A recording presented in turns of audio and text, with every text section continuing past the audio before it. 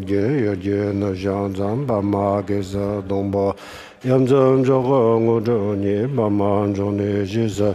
果等关注忙不过的渐渐接受到这世界拉着上是个人把马是的哦，马红把这个人把马是的哦，马红把这个人把马是的哦，马红把这个人把马。马红把这个人把马是的，马红把这个人把马是的，马红把这个人把马是，马红把这个人把马是的，马红把这个人把马是的，马红把这个人把马。马红把这个人把马是的，杰拉达江索拉达宾地到所讲的那边啥着，那当我们打住些话。主当专心别人咋的所儿，中等天广播将我的养老乡咋路，跟个路主正业正着你的南大老塞，正业东个就是你接的个老，刚到这边做人马路门都等我的就是，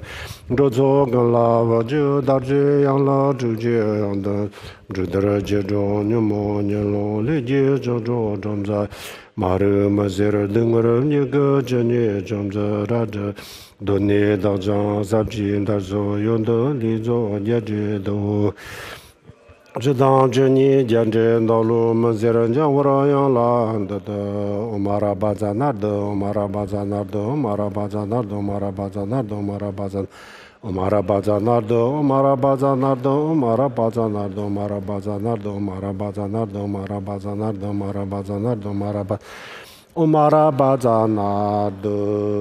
这顿基金接着我这个基道路的门把绕山，挂到当就上路都把。路主不必那瓦觉得所罗，娘接进步做的那人面上，说你马龙进步俺家，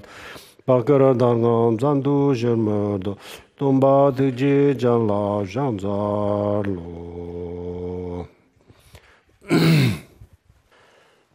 各位法师、各位佛友，大家晚上好。Good afternoon, everyone, or evening. 我们现在开始讲今天晚上的课。听课之前，请大家发菩提心。We are going to begin with tonight's teaching now. Before we do, everybody please make an aspiration of bodhicitta with which to listen to the teaching. 这几天我们连续讲了好几堂课，每一次都讲了菩提心。我想应该我们大家都知道什么叫做菩提心。So we've now had a series of classes over the past few nights, and every time we've mentioned and spoken about bodhicitta. So I'd say by now that everyone is very clear what bodhicitta is. 简单的说，菩提心就需要具备两个觉醒。So very simply, bodhicitta requires two commitments. 第一个觉醒就是要下定决心，我要让天下所有的众生成佛解脱。The first commitment is to work for the liberation of all beings. 第二，为了达到这个目标，下定决心，我要成佛。And the second commitment, in order to achieve the first goal, is to the vow to attain Buddhahood oneself. 这两个决心叫做菩提心。So these two commitments or resolves together make up bodhicitta. 希望我们今天在座的大家把菩提心作为一个我们的临时的学佛的临时的目标临时的目标就是说还不是我们的终极的目标，终极的目标就是成佛，但是还没有成佛之前，我们应该有一些临时性的目标。So I hope that everyone here is able to make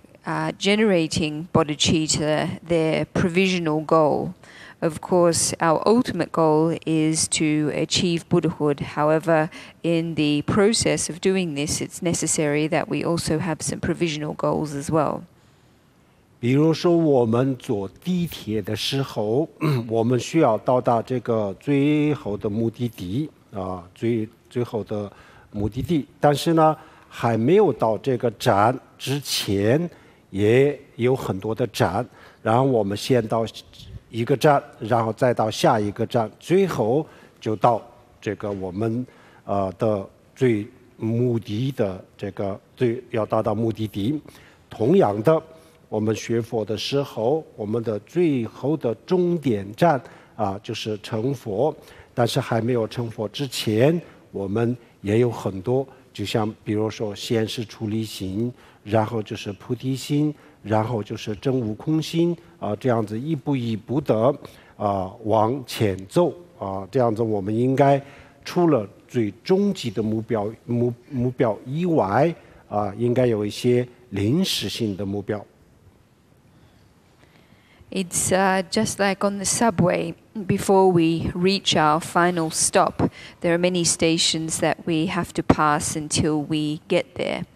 It's exactly the same with our practice. Our final destination or our final goal is attaining Buddhahood. But before this, we need to generate renunciation, bodhicitta, establish a correct view of emptiness, one step at a time. So aside from our ultimate goal of achieving Buddhahood, we also need some provisional goals along the path as well. 那么这几个这个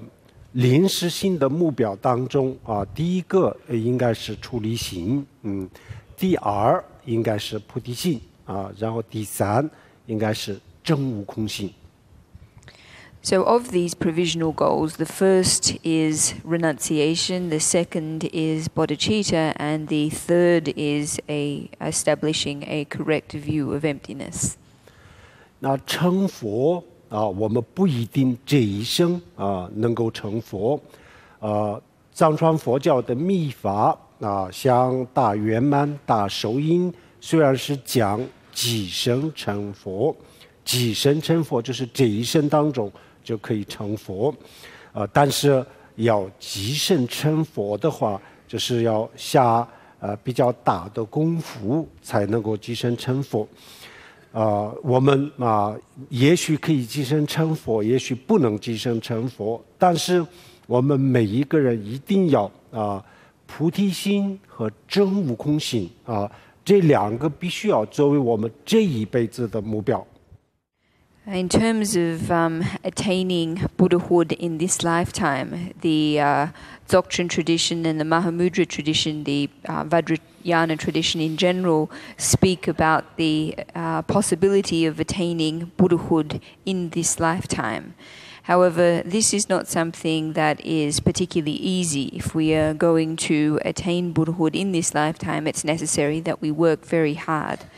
Irrespective of whether we attain Buddhahood, cultivating bodhicitta and realizing emptiness is something that everyone should do. 这一时，我们必须要发起菩提心，必须要真悟空心。如果这两个临时的目标达到了那么这样子，我们下一世不管投身到什么地方，我们都有把握可以继续修行。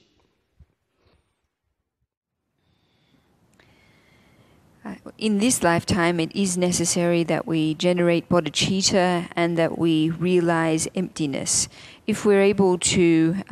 meet these provisional goals, then in our next lifetimes, regardless of where it is we are reborn, we can be guaranteed that we'll be able to continue in our practice. 我们有一部分的佛教徒学佛10年8年甚至是更长的时间，但是10年8年更长的时间当中，到底学了什么，到底得到了什么，我们很多人自己都不知道。除了烧香拜佛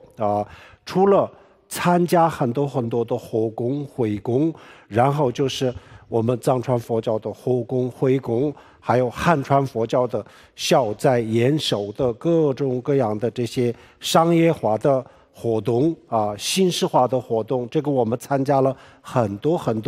除了参加这些法会以外我们得到了慈悲心菩提心没有？我们修出来了智慧没有？都没有。所以这么长的时间10年8年的时间当中，自己也不知道到底学了什么，得到了什么这样子的学佛当然总比不学好，但是呢这个确实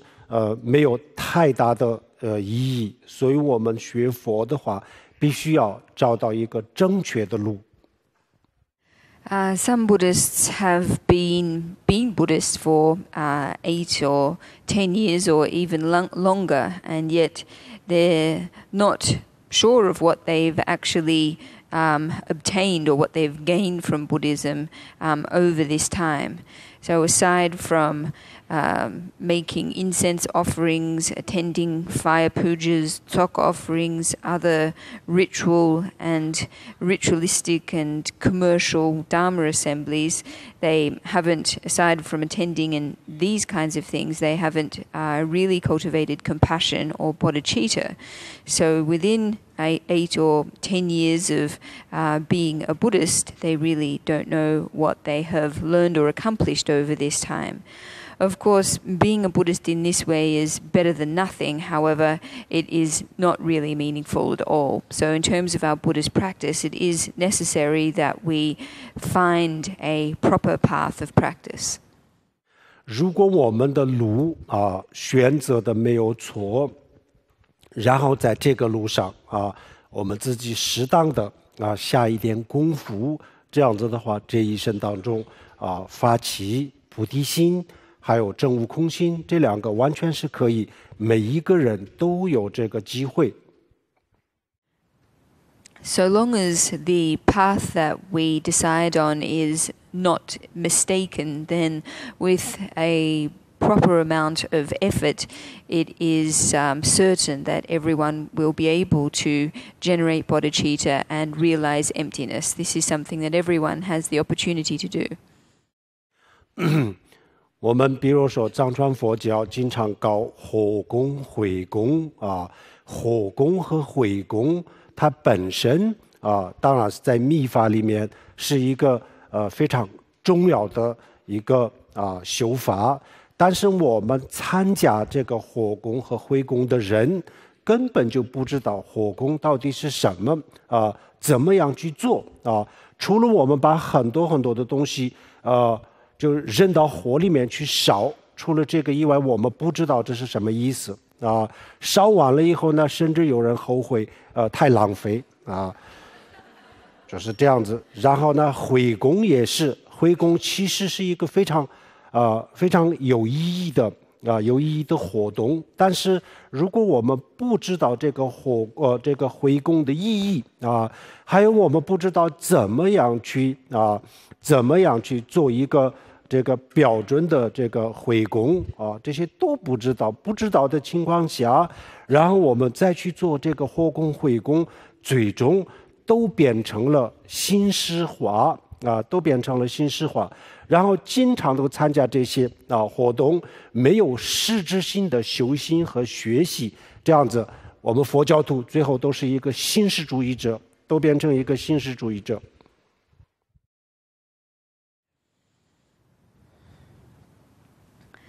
In Tibetan Buddhism, fire pujas and tok offerings are very important rituals, very important practices in the Vajrayana tradition. However, if participants don't understand the significance of these rituals, in terms of fire pujas, they simply buy a whole lot of things and throw them into the fire, and sometimes even afterwards feel regretful that they've wasted so much stuff. or in talk offerings, for example. This is another extremely meaningful practice within the Vajrayana tradition. However, if we don't know the meaning of the talk offering and if we don't know how to carry it out properly, then ultimately the talk offering and fire pudras and so on simply become empty ritual. So not underpinned by real practice and real study, Buddhism will become empty, like empty ritual. 然后汉传佛教的寺庙，很多的大寺庙然后很多的活动搞得非常非常的隆重，然后很多都是消灾延寿这样子的这个法会。那么消灾延寿的法会，最后也就变成了这个商业化，这个商业的这个商业的味道非常非常的浓，然后也是大家都不知道这个到底怎么去做，怎么去参加，要想什么，怎么观想，怎么去念，发什么心，怎么回想，都不懂。在这种情况下，消灾延寿这样子的法会也是形式，没有实质性的东西。At big Chinese Buddhist temples, there are often large and extremely large Dharma assemblies that are held, such as Dharma assemblies for the purposes of averting misfortune and bringing good fortune. These activities are often extremely commercialized. And if the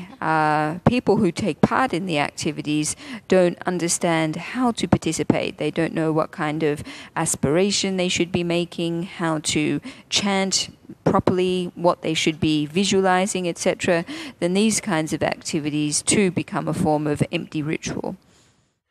还有我们藏传佛教到处都是观顶，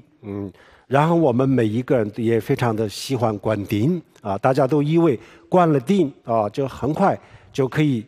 成佛，什么都不需要做，不需要修心直接可以成佛但是呢，我们不知道观顶是什么意思。观顶就是受密乘戒密乘戒。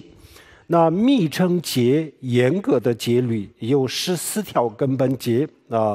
我们都不知道，都不去学然后我们受一个具世无戒，只有5条戒的时候呢，每一个都要想个半天，到底受还是不受，能不能受然后密乘戒这么多的戒律，我们根本就不去思考然后直接去受这个观顶受观顶必须要付出代价必须要受这个密乘戒。观顶等于就是受密乘戒，但是我们也不知道观顶受密乘戒那么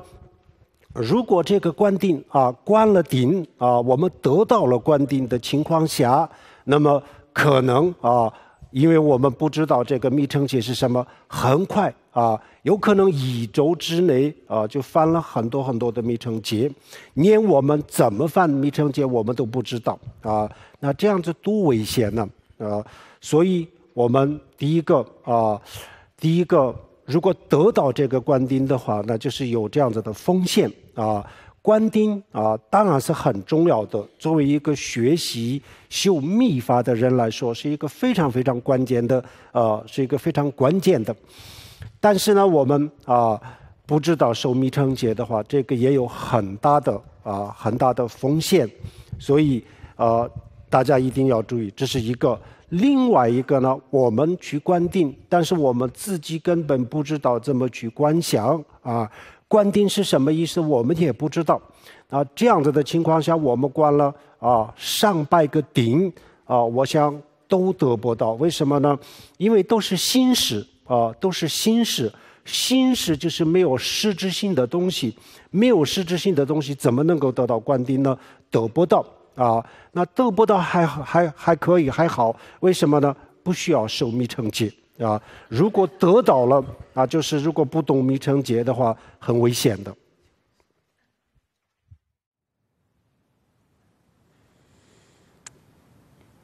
In the Vajrayana tradition, there are many empowerments, many tantric initiations, and everyone, of course, loves to receive these, thinking that by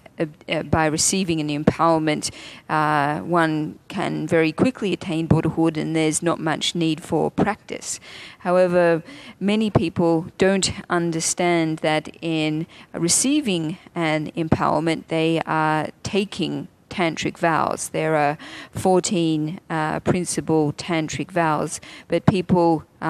don't understand about them at all. So when we take the lay vows, there are five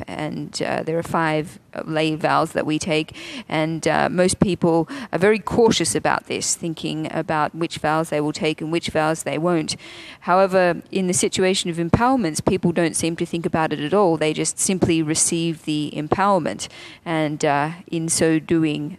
receive the tantric vows. There is a price that we pay for receiving an empowerment, and it is taking the tantric vows.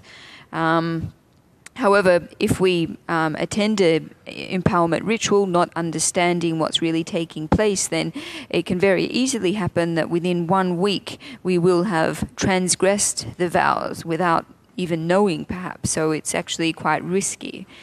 Of course, empowerments are very important for students of Vajrayana, but there is risk involved in not knowing about the tantric vows that are part of it.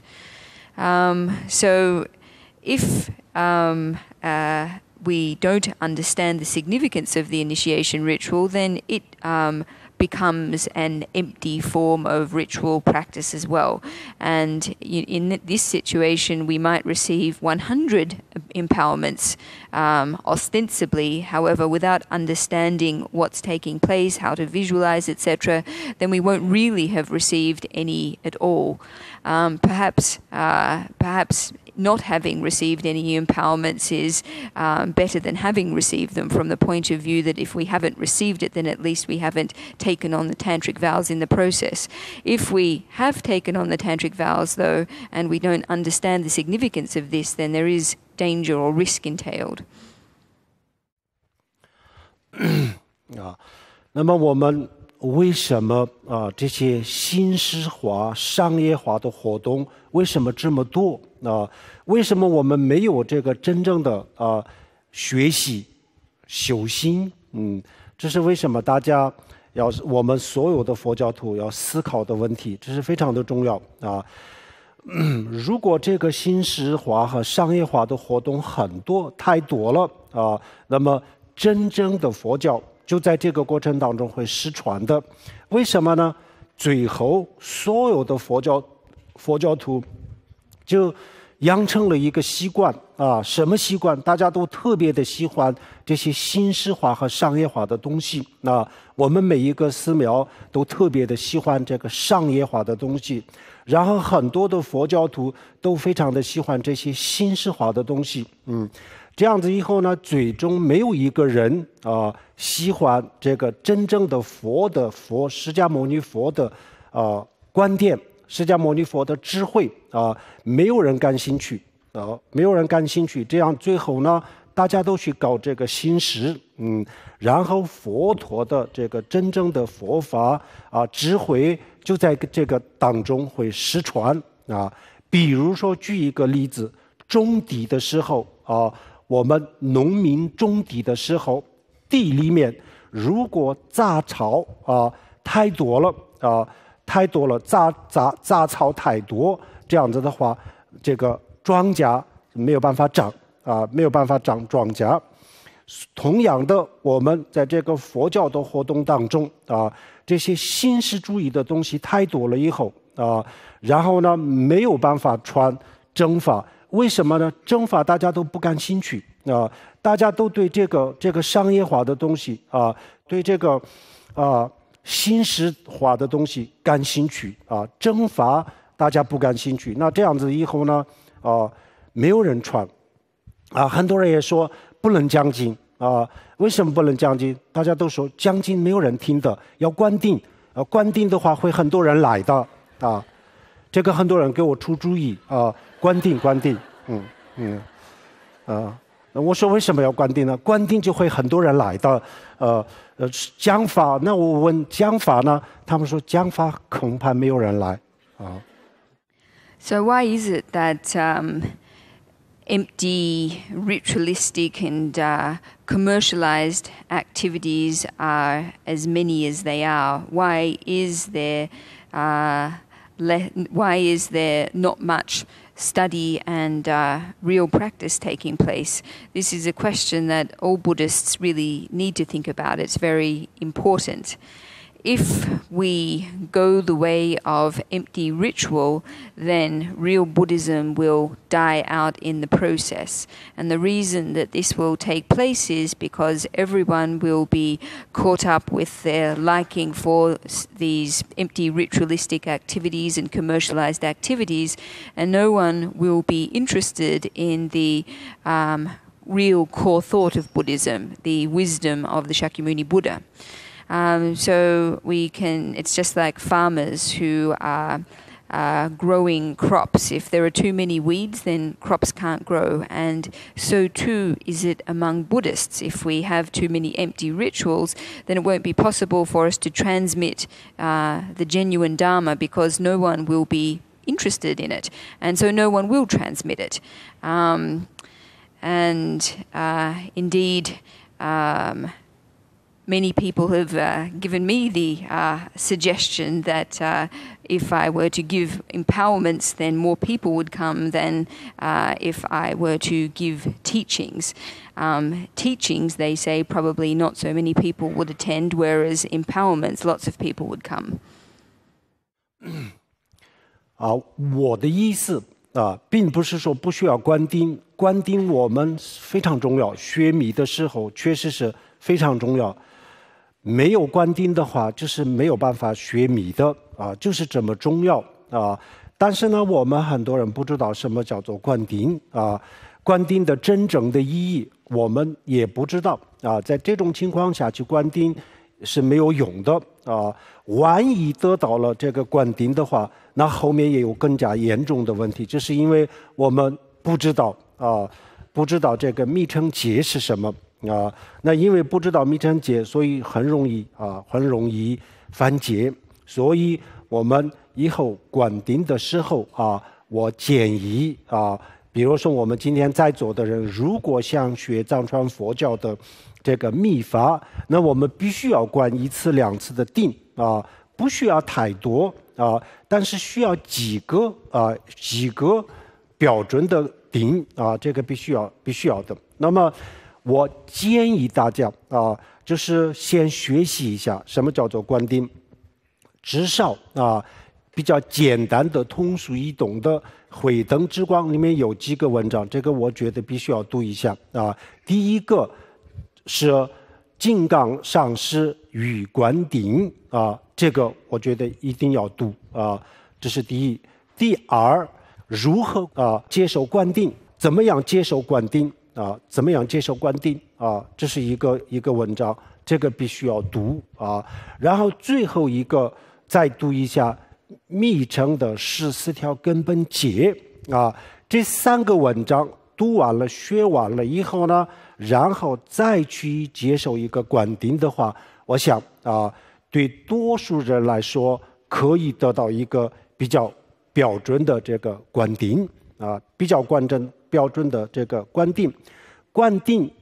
不是用来消灾延寿发财工作顺利不是用来做这个。关丁就是用来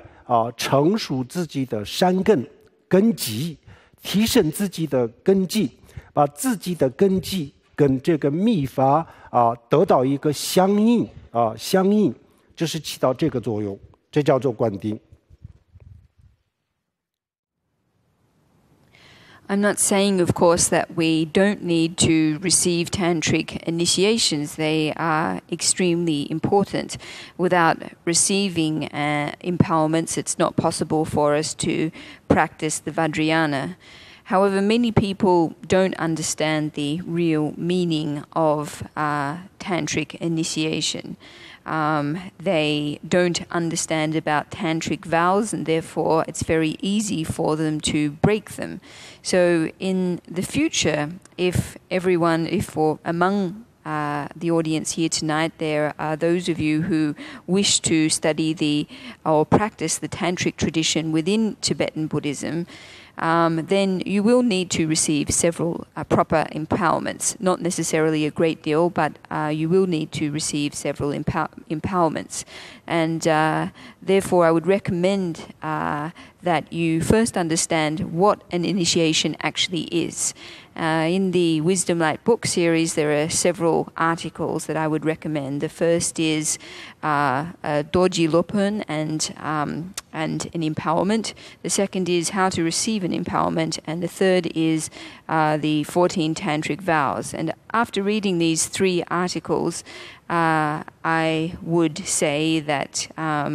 everyone will be in a position to receive a proper empowerment. We need to bear in mind that an empowerment, we receive an empowerment not for achieving different worldly purposes. We receive an empowerment in order to mature our spiritual potential.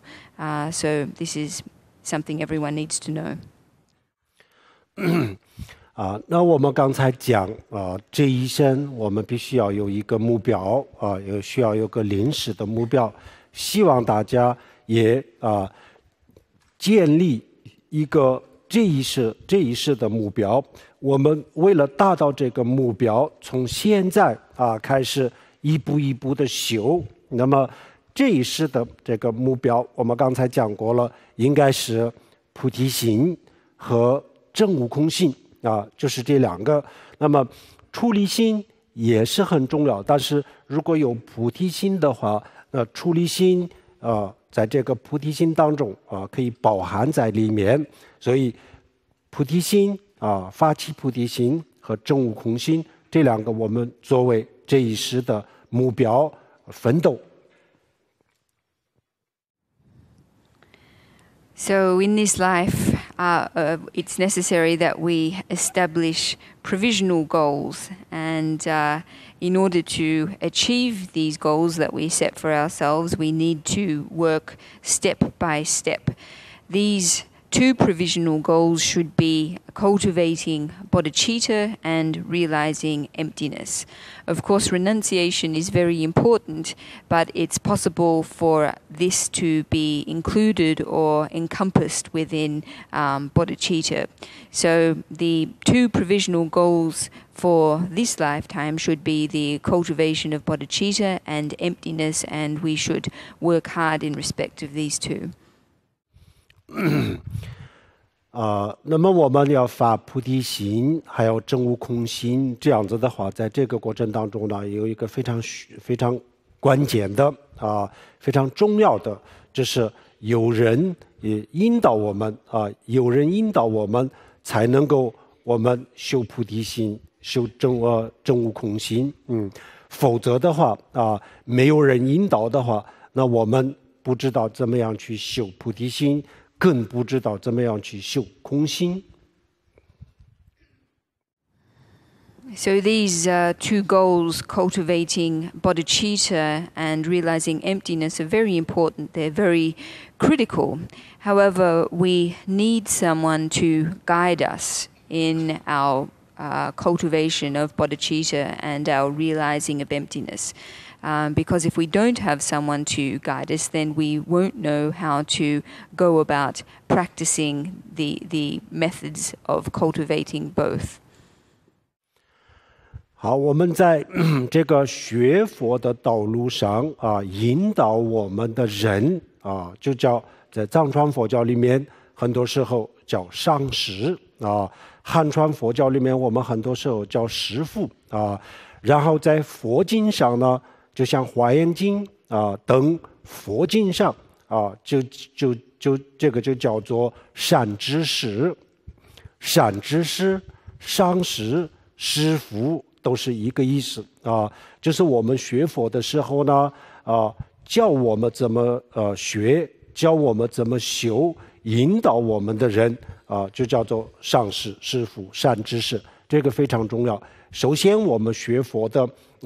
前提的条件就是必须要有人指导我们才能够学。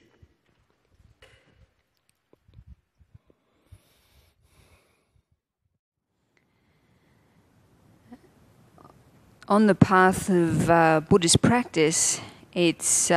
necessary that we have a guide. In Tibetan Buddhism, we refer to the guide as a lama or guru. In Chinese Buddhism, we refer to a guide as a master. And in the Buddhist sutras, such as the Flower Garland Sutra, a spiritual guide is referred to as a spiritual friend.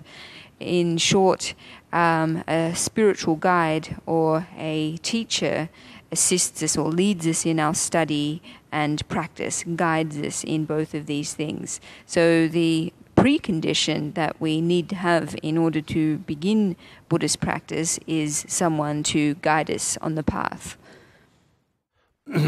善知识这是我们的汽车里面的 GPS 的系统一样就是如果有这个，我们需要这个我们到这个城市的任何一个地方，我们不熟悉路但是呢，他把我们带到目的地。同样的，我们如果找到上师的话，那就是我们虽然不了解这条路但是呢，上师标准的上师可以把我们带到最后的目的地。So a spiritual friend or a spiritual guide is like a GPS system in a car. We can arrive in any city, and even if we're not familiar with the city, our GPS system will enable us to reach our final destination. So it's the same if we find for ourselves a qualified teacher, then even though we aren't sure about the path of practice ahead, the qualified teacher is able to lead us there to the final destination. 那我们必须要选择一个没有问题的这个 GPS 的系统。如果这个系统有问题的话，那我们要往东走，它一定把我们带到往西那这样子就是我们离我们的目的地越来越远，背道而驰。同样的，我们意志上师的时候呢，那首先我们要知道什么是标准的上师，要去观察，观察好了以后呢，然后我们再去医治。So when we choose a GPS system for our car, it's necessary that we choose one without defects. If the system that we use does have defects, then when we want to go east, it will end up taking us west, and we will end up further away from our final destination than closer to it. So in relying on a spiritual guide, it is necessary that we first understand what is a qualified spiritual teacher. And after we understand this, we should then examine a teacher in question, and after having done this, then go about relying on them. 很多的出租司机可能是不需要 GPS 除了他们以外，我们绝大多数的人就是依赖GPS。同样的，我们除了异地菩萨以上的有这个境界的人很多时候他不需要这个医治上师，他自己已经知道了这个路怎么走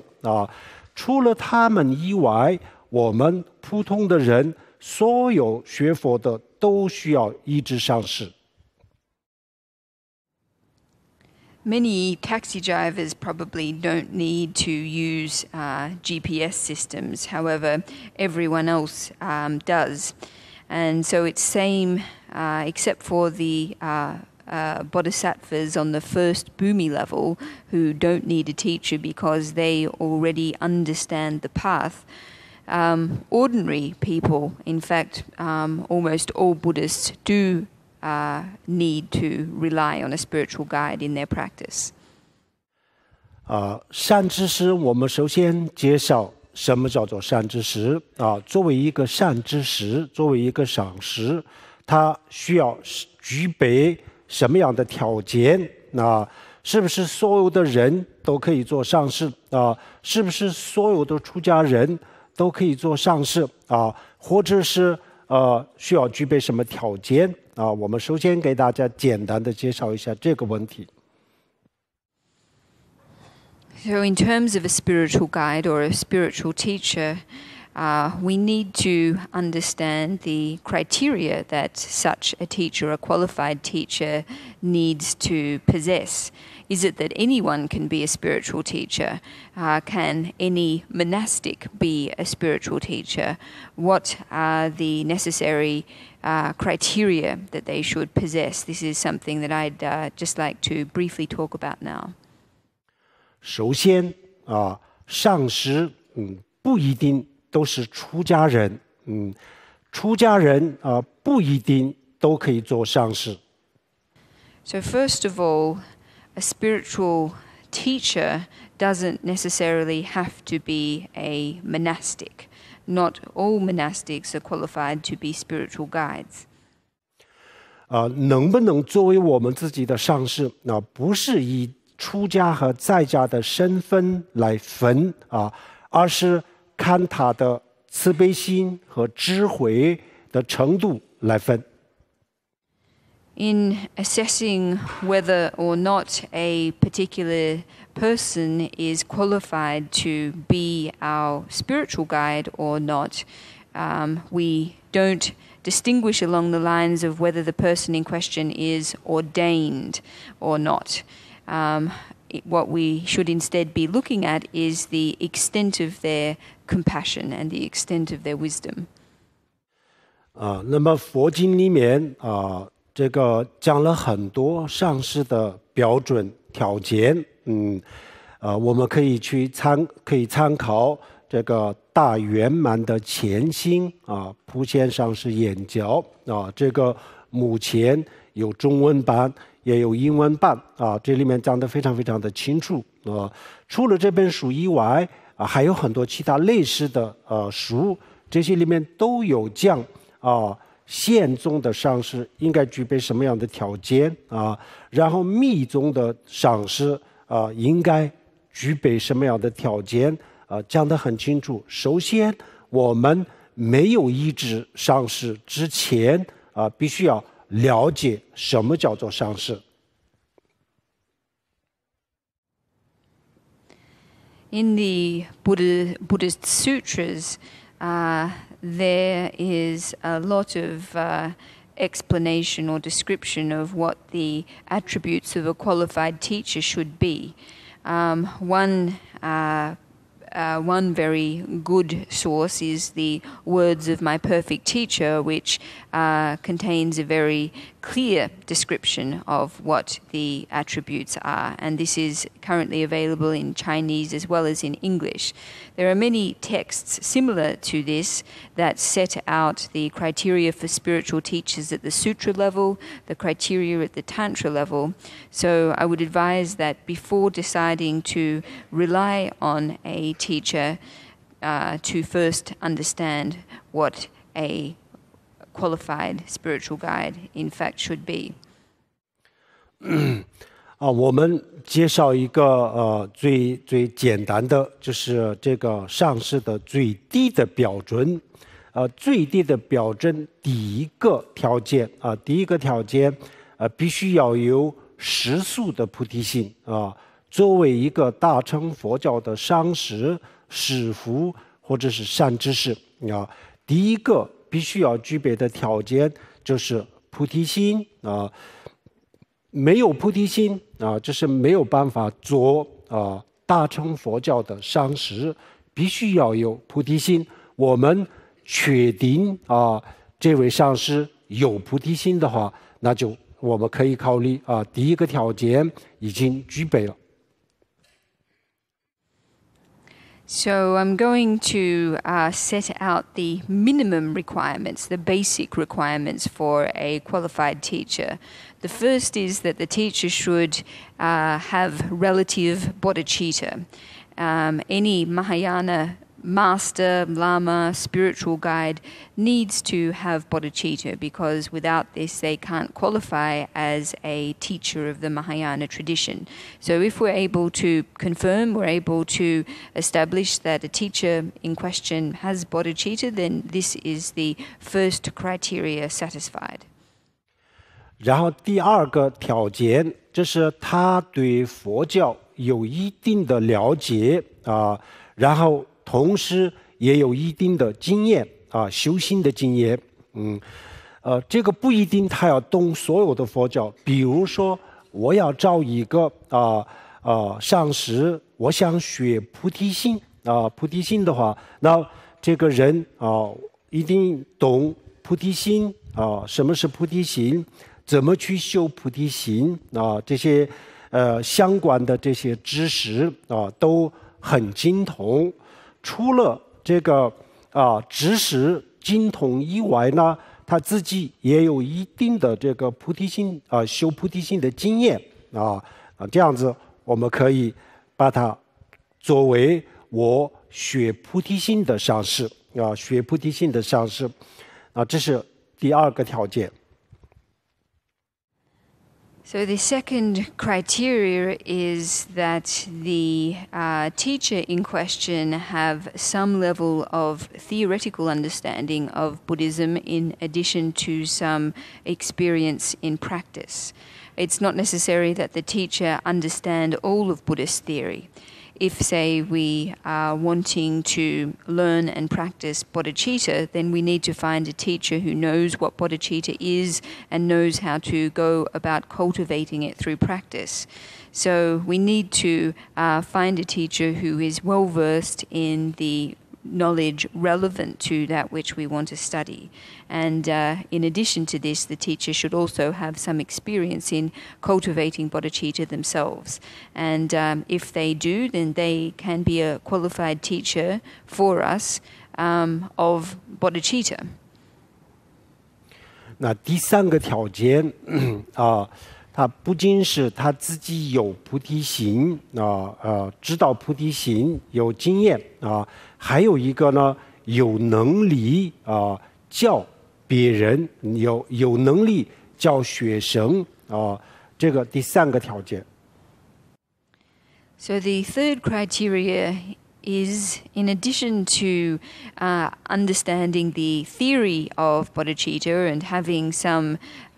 experience in practice, the teacher in question needs to be able to impart this knowledge to students. They need to be able to teach this knowledge to students. 这三个条件当中一个都不能少了一个我们没有办法学习。首先第一个如果这个上师没有菩提心，那没有菩提心的话，他不一定诚心实意的帮我所以没有菩提心的话，那这个也有一定的危险，他不一定诚心实意的教我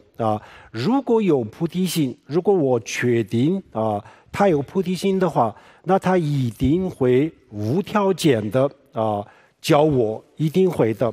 所以首先菩提心是非常重要的。So a qualified teacher needs to be in possession of all of these three criteria. They can't be lacking any single one. So if we consider the first criteria, that is bodhicitta, if the teacher in question doesn't have bodhicitta, then they won't necessarily assist us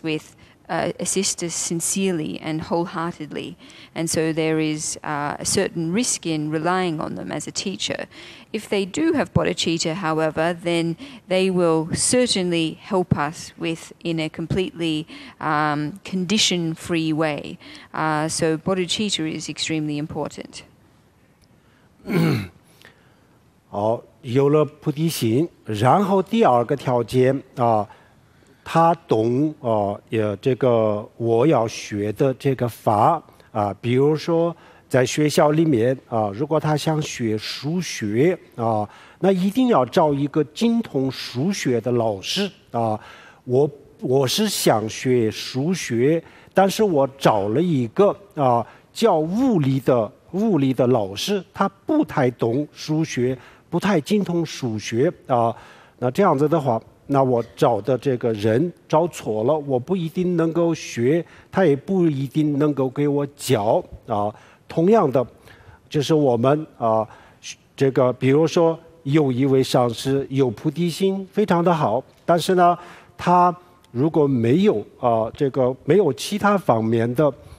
不懂其他方面的这个佛教的知识，然后修法都不懂的话，那我可以只能学菩提心，其他都没办法学。所以呢，我必须要确定他能够教我我要学的东西，我要确定他懂我要学的内容。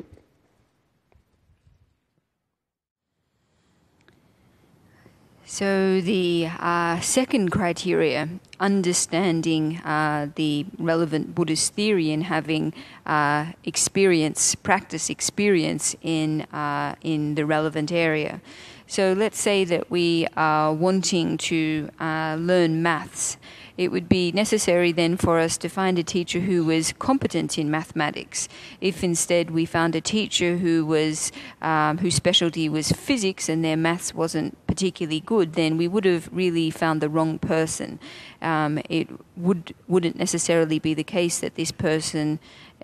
is able to teach us properly. So if a teacher we find has bodhicitta but doesn't understand Buddhist theory and practice, then the only thing they are able to help us with is the study and practice of bodhicitta, nothing else. So it's important that we establish that the teacher in question is able to teach us that which we want to learn in terms of Dharma practice, and that the teacher in question also has some practice experience in terms of the Dharma practice that we wish to learn too.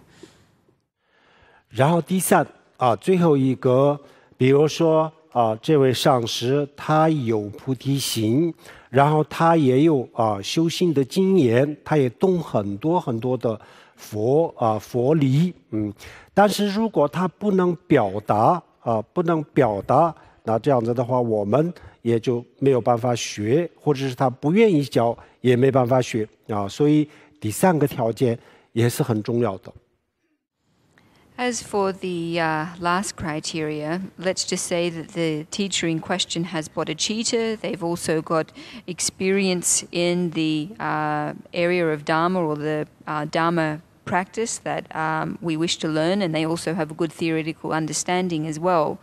But they are not able to impart this knowledge, or if they are unwilling to impart this knowledge to us, then in this case, it wouldn't be possible for us to learn from them properly. So having the ability and willingness to teach us is very important too. 好，然后这个有三个这个条件的话，这叫做善知识。然后我们确定有这三个条件通过我们很长时间的这个观察。然后我们确定这三个条件都具备了这样子的话，我们可以考虑医治，可以作为我们的上师。So if a teacher in question possesses these three criteria, then they can be considered a spiritual guide. We need to establish whether or not they do possess these three criteria by examining them over a long period of time. And if we decide that they do possess these criteria, then we can consider relying on them as our teacher. 好，那么意志上师我们找到了这样子的善知识的时候呢，我们要意志这个善知识什么叫做依止？大家必须要清楚啊。依止的意思就是说，我们向他学习佛法啊，这位上师给我们知道怎么样学佛，怎么样修心啊，这个叫做依止啊。依止就是这个，如果没有这一点那其他的都不叫依止。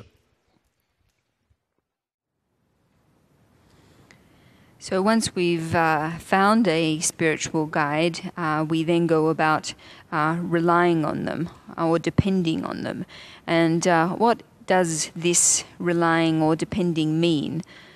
It means that we learn Buddhism from them, that they guide us, that they teach us about Buddhist study, and they teach us about the practice of Buddhism. Aside, there is no meaning to relying on a teacher or depending on a teacher aside from these things. 依止上师我们怎么样依止呢？建议大家看一下《华严经》《华严经》里面呢有一篇是讲善财童子医治了100多位上师，医治了100多位上师。然后这个里面呢讲了很多我们怎么样去医治上师，医治上师的这个正确的方法是什么样子华严经里面讲得非常的清楚，希望大家读一下华严经。As to how we go about relying on a spiritual guide, in the Flower Garland Sutra there is a chapter where the youth Sundara relies on more than 100 teachers, and the way that he went about relying on his various teachers is described. That is the proper way for relying on a teacher. So it's my hope that everybody reads the Flower Garland Sutra. 然后这个华严经里面讲善财童子他医治了100多位上师100多位上师。那么100多位上师当中呢，有20多位都是女性的上师然后呢，他找了那么多的上师，在每一位上师左前听了很多的诀窍听了很多的法，然后呢也有这个里面也讲了这个医治上师的方法所以我们比如说像大圆满的前行普贤上师演讲还有宗喀巴大师的菩提道次第广论他们讲这个怎么样医治上师的时候呢，都在引用这个华严经的这些内容。So in the Flower Garland Sutra, it is described how the youth Sundara goes about relying on 100 different spiritual teachers, 20 of whom are female. He goes before all of these teachers, he receives their teachings, and it's also described the way he goes about relying on them. So texts like the words of my perfect teacher and Tsongkhapa's The Great Treatise on the Graded Stages of the Path all use this discussion from the Flower Garland Sutra in their own descriptions of how to go about relying on a teacher. 然后在这个医治上师的过程当中就我们看一看过去的这些上师怎么样医治他们的上师，比如说密拉热巴大师他怎么样医治他的上师六祖慧能大师怎么样医治五祖弘忍大师等等，我们去了解一下我们佛教的这个历史上的这些成就者他们怎么医治他们都是我们的榜样，所以我们尽量的向他们学习。当然我们不可能每一个人都像六祖慧能大师一样，每一个人都像密拉尔巴大师这样，这个不可能。但是呢，我们要知道啊，意志上师，所谓的意志上师，就是像他们这样子啊，叫做意志上师。In addition to this, we need to look at how past lamas relied on their teachers. For example, how Milarepa went about relying on his teacher, how the 6th patriarch Huineng relied on the 5th patriarch Hongren. So we need to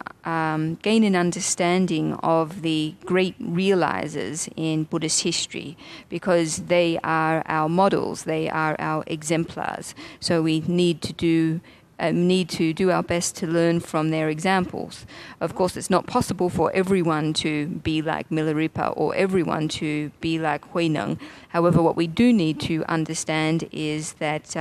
they exhibit a model way of relying on a teacher. 那意志上师的过程当中啊，如果我们不是特别的确定啊，这个上师是一定具备这个条件，上师的条件啊，这样子的话，那当我们发现这个上师让我们去做的这个事情跟佛经的这个内容有所违背有矛盾，这样子的时候呢，我们到底选哪一个听哪一个，听上师的或者是我们听佛经的那这个时候呢，我们还是要听佛经怎么讲因为我们不太确定这个上师是不是一个标准的上师，所以呢，我们发现这个他让我们去做的事情跟这个佛经的要求一些基本的原则有冲突的时候呢，我们还是要选择佛经，我们还是要听佛经里面怎么讲。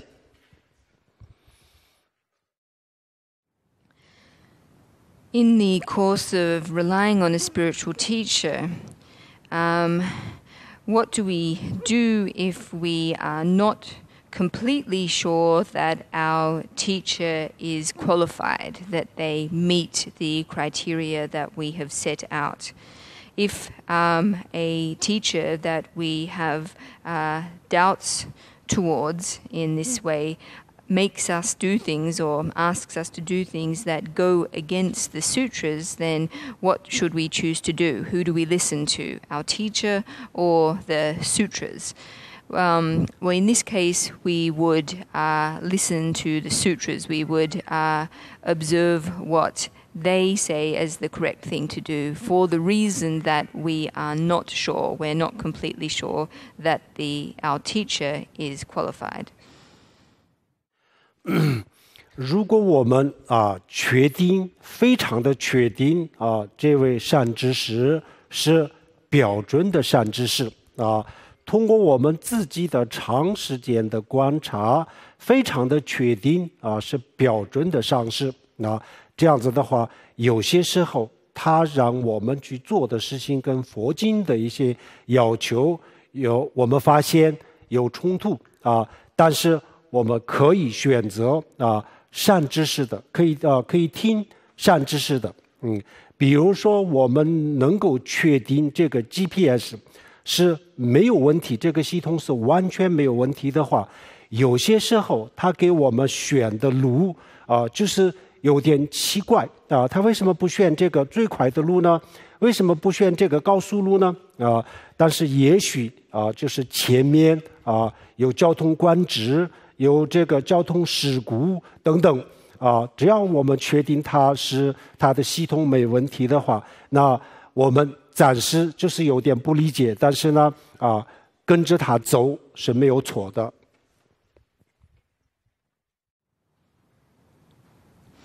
However, if we completely sure that our teacher is qualified, and we have established through examining them over a long period of time, then if on occasion they ask us to do things that seem to go against the what is said, or what is said in the sutras or in the scriptures, then even though there is a apparent contradiction between the two, we are able to choose to listen to what our teacher asks us to do. It's like if we are able to establish that our GPS system is 100% defect-free, then if sometimes it advises us to follow strange paths, then, for example, we might wonder, why is it asking us to go this way? Why isn't it directing us to travel along the highway? But the reason might be because there is a road blockage ahead, or a car accident. So long as the system has no problem and we're able to establish this, then even though we might, in the short term, not understand why the GPS has asked us to go a particular way, ultimately following its instructions is not a problem. 就像密勒日巴大师当初医治马尔巴大师的时候呢，没有一开始的时候就给他教什么佛法，一直都让他去修房子给他自己的儿子修房子然后呢，六祖慧能大师也是他一见到弘忍大师的时候，一句话都没有，一个佛一点都没有教他让他到后院去干活然后都是同样的方式，但是最后他们都证悟了，他们都开悟了那有这样子的方法，但是呢这种上师不多因为密勒日巴大师证悟了，然后离开马尔巴大师的时候呢，马尔巴大师也就给密勒日巴说以后你度众生，你培养教学生的时候呢不要用我的这一套就是因为像我这样子的上师也很少然后你这样子的弟子也是非常少的，所以呢还是不要用这种方法就像马尔巴大师说的一样，我们一般的情况下可以用这种方法的上师也很少这种方法能够用得上的这样子的这个弟子也是非常非常少的，所以呢我们还是选择这个佛经的这个正常的方式闻思修一步一步修行，那这个路是最安全的。So Milarepa, in the early stages of him becoming the student of Marpa didn't give him any teachings on the Dharma at all, but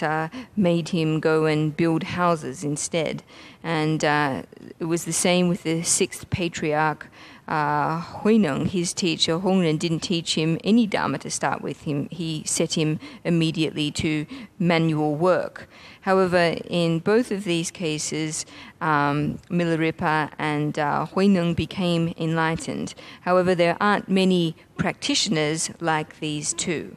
When Milarepa reached enlightenment and left Marpa to go and practice, Marpa said to him, when you come to take your own students, don't teach them in the same way that I taught you. The reason being that there aren't many teachers like me, and then there aren't many students like you either. So the safest path for us to follow as students is one of study, listening, or study, reflection, and practice. 好，然后这样子我们刚才讲的第一个就是抑制上师的重要性然后第二就是什么叫做上师，然后第三我们刚刚讲的第三就是如何抑制上师然后我们讲第四就是什么是上师的加持。So tonight we have covered the importance of relying on a spiritual teacher. We've looked at what a spiritual teacher is. We've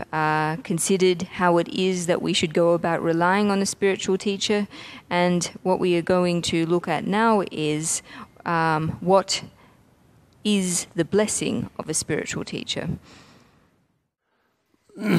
好，第四上师的加持，我们所有的学佛的人都会讲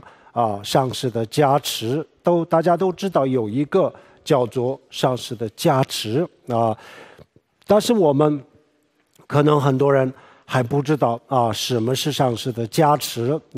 然后上师为什么有加持，然后我们为什么能够得到这个加持，什么样的条件下得到这个加持，这个我们可能恐怕很多人还不了解不清楚。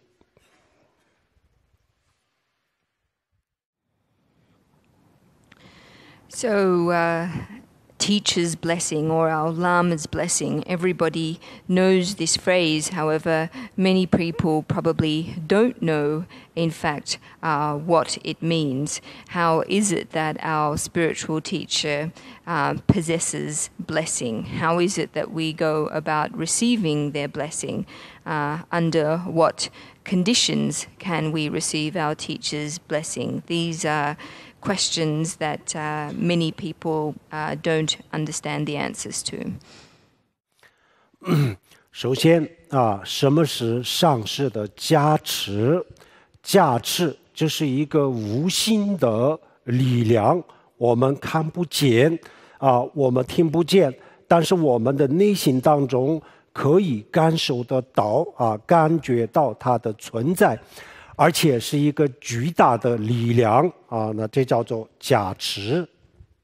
So in terms of a teacher's blessing or a Lama's blessing, this is an invisible power. It's not something we can see, it's not something we can hear, and yet it's something that we are able to sense, to feel in our hearts and minds. It's something that is very powerful. This is what blessing or blessing power is. 那这个加持为什么上师有这样子的加持呢？实际上这个不是上师的加持而是菩提心的加持菩提心的力量，证悟空心的智慧的力量。第二第三就是愿力，愿力就是发愿发愿，比如说菩萨还有标准的上师他们做任何一个善事，他一定会回向发愿以这个功德能让我利益各种各样的众生或者是我能够以各种各样的方式能够帮助到众生他们会这样子发愿，时时刻刻都会发愿。那这个发愿有一个力量，这叫做愿力愿力所以实际上我们刚才讲，实际上不是上师的加持而是第一个菩提心，第二就是证悟空心的智慧，第三就是愿力他们的力量那么上师如果有菩提心，如果有证悟空心的智慧，如果有发愿有愿力那么他就有价值。比如说我们有一天我们在座的任何一个人如果我们有第一个我们有菩提心，第二个我们有证悟空性的智慧，第三个我们有这样子的愿力，那我们每一个人也有价值这个力量我们每一个人都会有的所以实际上不是上师的价值，而是上师的这个菩提心证悟空性的智慧和原理的力量。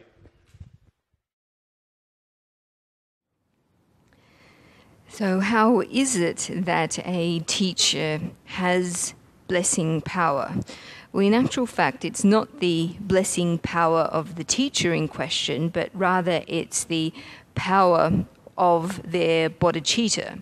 That's to the first thing. Secondly, it is the power of their realization of emptiness. And thirdly, it's the blessing power of their aspiration, that is the aspiration that they make to constantly be of benefit to all beings. This aspiration generates a kind of primary force itself. So it's these three things, the generation of bodhicitta, the realization of emptiness, and the constant aspiration to be of benefit to all beings that creates the power of blessing that teachers have. And in fact, any person who is in possession of these three also carries blessing power. So in fact, it isn't the teacher's blessing power per se, it's the power of their bodhicitta, realization of emptiness and aspiration. 因为赏识有这个菩提心、证悟空心的智慧，还有原理，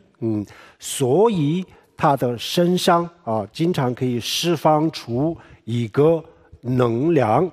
这个能量我们虽然看不见但是我们经常都能够感受到，它就是像一个磁场一样我们感受到它的这个存在。很多时候我们的上师他不需要说什么，他不需要做什么但是我们不仅仅是上师，连上师的照片都有一种感染力，就有一种力量就是看到了这个照片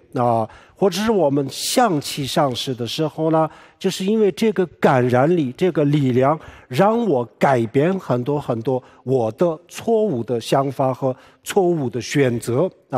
这个力量叫做上师的加持。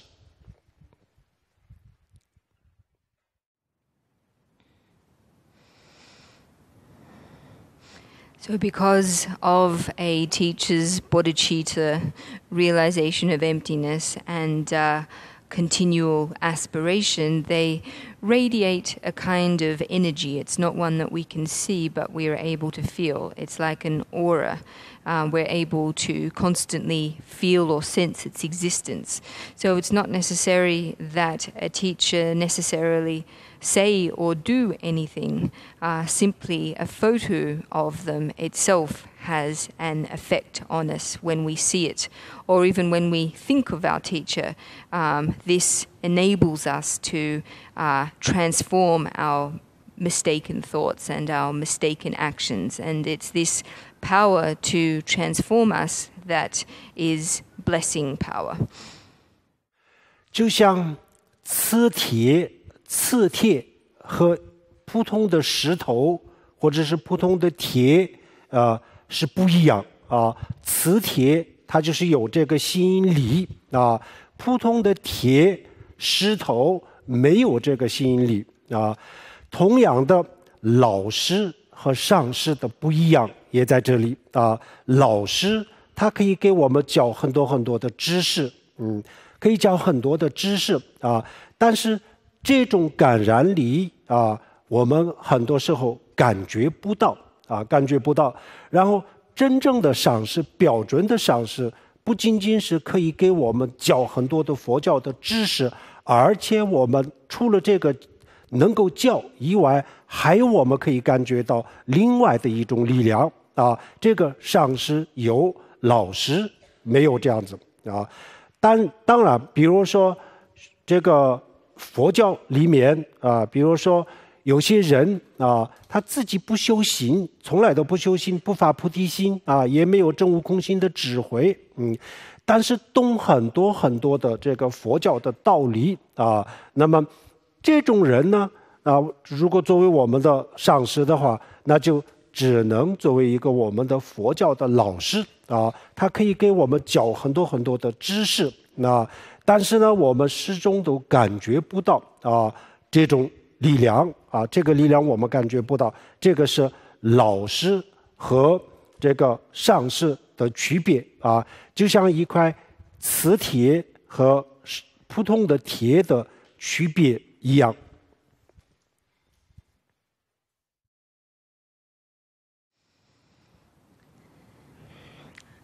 It's rather like a magnet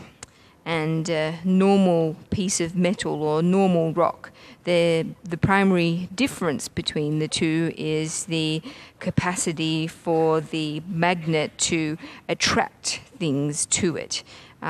This is a capacity or a power that normal metal or normal rock lacks. And so it is too with an ordinary teacher, the difference between an ordinary teacher and a spiritual teacher. An ordinary teacher is able to teach us all kinds of knowledge, however we don't gain from them this special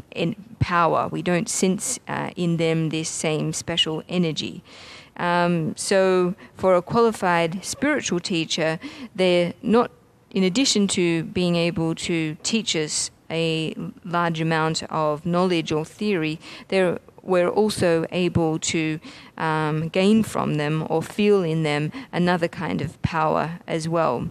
So this is not something that we can gain from or sense in an ordinary teacher, but we are in a spiritual guide. There are some teachers who aren't cultivated in their practice, but they understand a great amount of Buddhist theory. However, teachers like this can only really be our teachers of Buddhist knowledge. We're not able to derive from them any energy or power. So the difference between an ordinary teacher and a spiritual guide is essentially the same as that between a magnet and a piece of ordinary rock. 那我们什么样的条件下感觉到这个上师的加持我们自身需要具备什么样的条件呢？我们必须要对上师有信心有信心这个信心就像一个接收器一样比如说这个收集的发射这个信号的发射台发射出来的这个信号如果我们这边有一个接收器才能够接收，没有接收器接收不到同样的，如果我们有信心我们就能够感觉到这个加持的存在另外一个我们可以这么讲比如说一块很大的这个磁铁那么它的周围就有一个很强大的这个吸引力那么这个吸引力这个磁场我们什么时候感觉得到呢？如果我们的手里有一块金属这样子，那我们靠近这个磁铁的时候呢，我们感觉到这里有一个很强大的力量如果我们自己的手里什么都没有我们的手放在这个磁铁的旁边，我们感觉不到它的磁场一样有信心我们才能够感觉得到这个加持，没有信心就是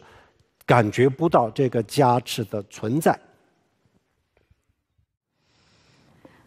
Under what kind of conditions then are we able to receive or able to feel a teacher's power of blessing? Well, the first thing is that we need to have faith or devotion in our teacher. Faith and devotion are like a receiver or a receptor. So, for example, if our mobile, in order to for our cell phones to receive a signal from a telephone tower, it's necessary that they have a receiver. So it's the same with our faith. If we have faith, then we're able to receive the blessing of a teacher, or we're able to feel the existence of their blessing power. We can also liken it to a big magnet that has a very strong magnetic field. If we have a piece of metal in our hand and approach the magnet, then we're able to feel very, very strongly its magnetic field. However, if we have nothing in our hand, then even though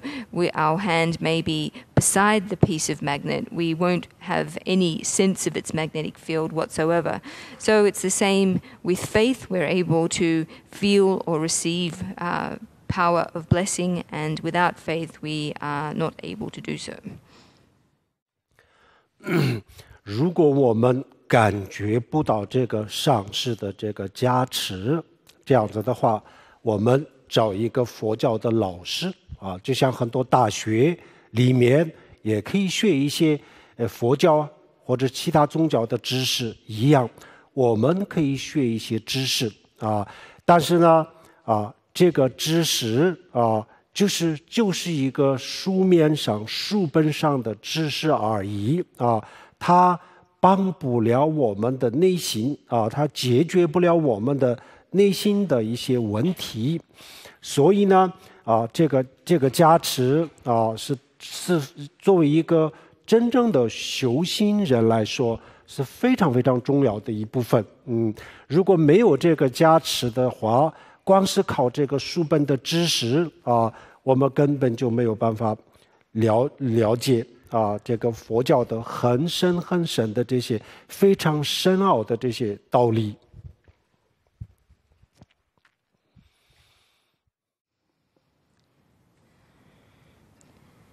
So if we're not able to receive the blessing or sense the blessing of a teacher, then ultimately they are like a Buddhist teacher, a teacher of Buddhism. Teachers of Buddhism we can also find in universities, and from such teachers we're able to learn a lot of knowledge, but this knowledge is only theoretical in nature. It's only bookish knowledge, and it's not able to really assist us in solving the problems of our inner minds. So for a real practitioner of Buddhism, blessing is something that is very important. Because without the power of blessing, just equipped with theoretical understanding of the Buddhist teachings, it's not possible for us to understand their most deepest and profound levels. 有了这个加持，最终我们可以证悟空性。证悟空性的时候，尤其是像禅宗像大手印、大圆满这样子的这个证悟，最终语言是没有任何的这个能力因为我们的语言是为了在现实生活当中方便沟通而创造出来的一种方法。那么我们比如说禅宗的明心见性、大圆满、大手印讲的这个心的本性，那么他们已经超越了我们的感官的范围，已经超越了我们的现实生活的这个世俗的范畴。那么这么一个超越我们的感官的范畴，这么深奥的东西，我们的语言是再怎么样都没有办法准确的表达那么这个时候呢，我们就是需要两个力量。第一个是我们的自己之前的这个修法修行，比如说出离心、菩提心等等。还有一个更重要的力量就是上师的加持，这个时候特别的需要有这两个那么这个时候语言虽然是没有办法表达但是呢我们会自己体会到本来的面目，体会到明心见性，所以这个时候上师的这个加持是非常的重要。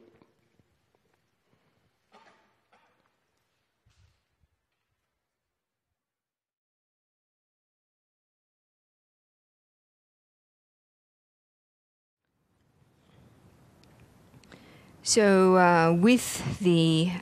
power of our teacher's blessing, finally we are able to realize emptiness. In the Chan tradition, as well as in the Dzogchen and Mahamudra traditions, the ultimate state of realization is not one that language is able to describe. And the reason for this is that language is something that developed in order to facilitate communication in our ordinary everyday lives. In the context of the realization of the nature of mind in the Chan, Dzogchen and Mahamudra traditions, however, this exceeds the scope of our sensory perception and everything that we know in ordinary life. So this profound state of realization, regardless of how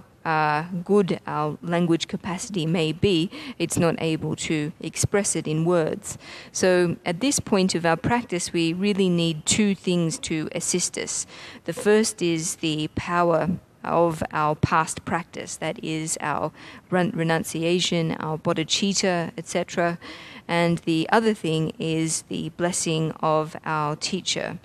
With these, even though at this point we're not able to put our realization into words, we nevertheless are able to experience the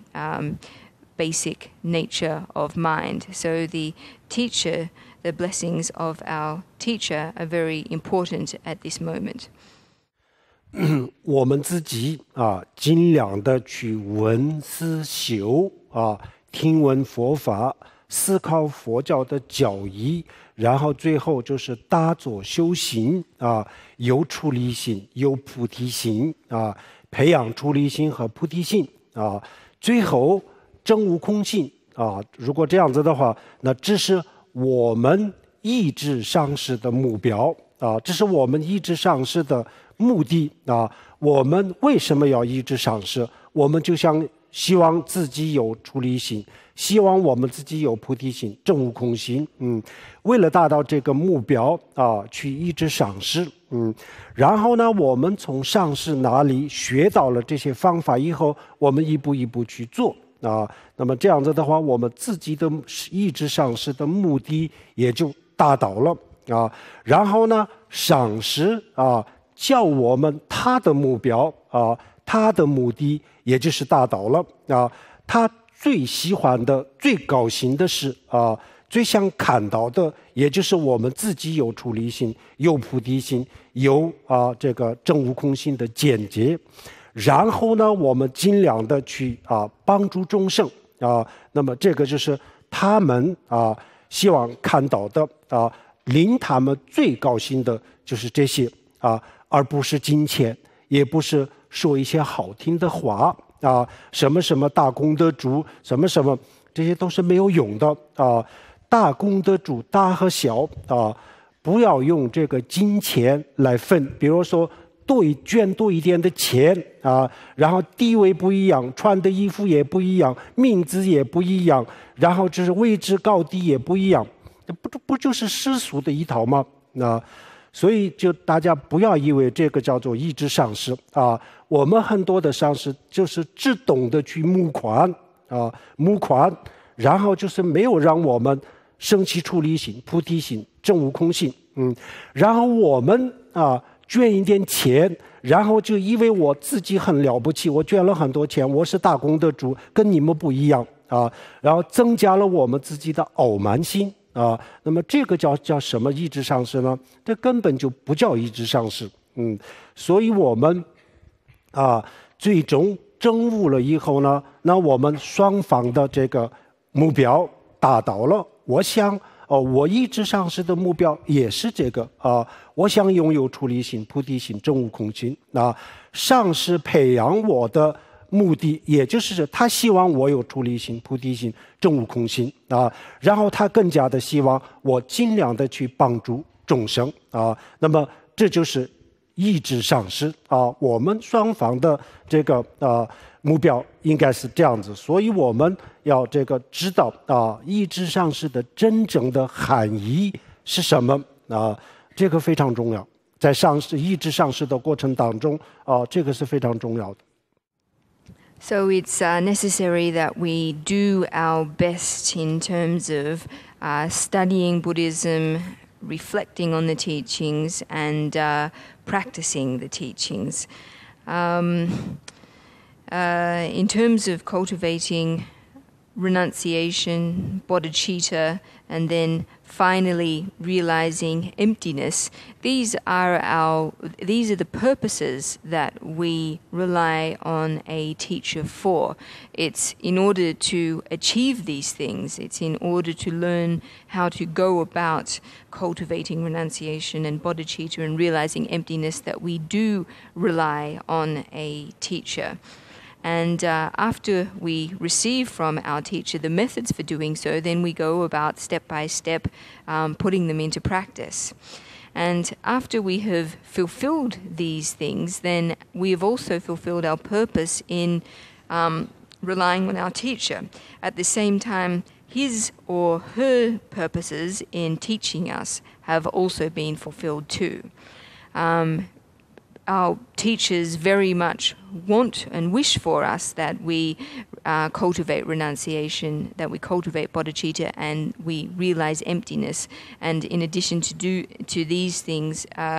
do our best to help others as well. These are the things that make our teachers most happy. Not pleasant words, not lots of money or big patrons, etc. In fact, distinguishing and dividing big patrons, important patrons, and small patrons, distinguishing them by giving them different statuses and clothes and titles. This is very mundane practice indeed. And this is not what it really means to rely on a teacher. So if a teacher only wishes for us to give them money and doesn't assist us in cultivating renunciation or bodhicitta, then in giving money to them, lots of money, we will think that we are really wonderful and our pride will be increased in the process. So this is really no way of relying on a teacher whatsoever. After we have realized emptiness, after we've reached this goal, then our purpose as well as our teacher's purpose have both been fulfilled. And so it's very important that everyone understand, in fact, what the real meaning of, or what relying on a teacher really entails. 让我们有出离心、有菩提心、证悟空性的这样子的上师，佛经里面讲对我们来说，比佛的恩德还大为什么这么讲呢？没有佛，当然这个佛教的所有一切都不会有的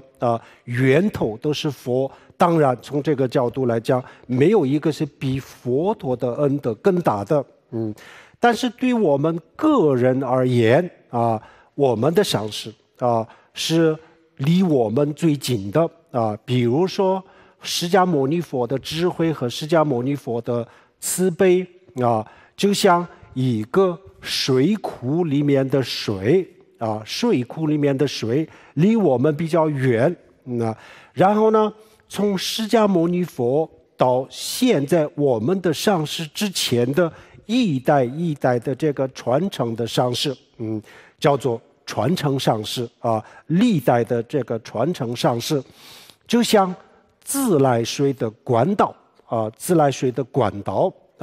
然后我们自己的上师呢，就像这个自来水管道离我最近的这个水龙头这个水龙头，然后呢，把水库里面的水没有管道也不会到我这里但是离我最近的或者是我自己随时都用我自己的手去可以操作的是不是水库也不是管道，就是这个水龙头所以水龙头最后把水送到我这里的就是这个水龙头，这每一个环节都很重要，但是呢离我最近的是水龙头，我随时都可以想开就开，想关就关这就是水龙头所以呢把佛的智慧最终引入我的心田的新田的还不是这个佛陀，也不是很早以前的这些上师。当然没有上师，没有很早以前的这个上师，这个水不会有今天，不会到这里不会的，没有他们不会有今天。但是呢直接送给了印入我的心田的，这是我自己的根本上师。所以呢，佛经里面讲这个有些时候呢，我自己的上师比佛还重要我们整个的佛教徒来说，佛当然是很重要了但是我作为一个我个人来讲我的上师很重要。如果没有他，虽然有释迦牟尼佛，虽然有下面的很多的上师，但我这里得不到这个出离心和菩提心。所以呢从恩德的角度来讲，有些时候比佛的恩德还重要。Insofar as renunciation, bodhicitta, and realizing emptiness are concerned, it's often said in Buddhist scriptures that our debt of kindness to our own teacher is even greater than to the Shakyamuni Buddha. Of course, without the Shakyamuni Buddha, there would be no Buddhism. So from one point of view, we can say that we have no greater debt of kindness than to him. However, we can also say from another perspective that actually the Shakyamuni Buddha is rather like a reservoir of water, and that the teachers, or the lineage masters, the past teachers, over the course of history are like a pipe that brings the water from the reservoir to us. However, that which enables us to actually access the water and drink the water is the tap itself, the faucet, and this is what our own teacher is. So even though without the others, without the Buddha and without all of the other lineage teachers up until this point, we wouldn't have any Buddhism to learn, nevertheless, that which is closest to us, that which is bringing the water, delivering the water to us personally, is the tap, is our own teacher. Our teacher is the one that is closest to us. It's from the tap that we can turn on and off that we directly receive the water. So in terms of the Buddha's wisdom, that, or the person who brings the Buddha's wisdom directly into our own hearts is not the teachers of the past or the Buddha, but our own root teacher. So therefore it's sometimes said in Buddhist scriptures that we owe an even greater debt of kindness to our own teachers than we do to the Buddha. Of course, for Buddhism in general, there is no greater debt of kindness than to the Shakyamuni Buddha. However, personally speaking, our debt of kindness to our own teacher is very great. Without them, we wouldn't be able to cultivate renunciation or bodhicitta, and so this is why we describe the debt of kindness that we owe to them as great as it is. 好，这个就是我们今天的这个课，就是如何得到上师的加持。就是一个这样子的课。好，我们这次多伦多的6天的这个课今天就结束了。然后我们现在这个功德要回向我们把这个6天的这个听经闻法的功德回向给天下所有的众生大家好好发愿，我们回向，希望大家今后就是努力闻思修。So our 5 days of teaching in Toronto have now come to an end. We're going to dedicate our merit now, and in so doing, make the prayer or the wish that on the strength of our merit, that all beings will be able to diligently engage in studying, reflecting, and practicing the teachings. 所能得以他们这种把年都年你别的难办学，几个难解瓦龙这把，这边做连着啊周日修，我们啊红板整个人斑马色的红。我们啊红板整个人斑马色的红，我们啊红板整个人斑马色的红。谢谢大家，阿弥陀佛，阿弥陀佛。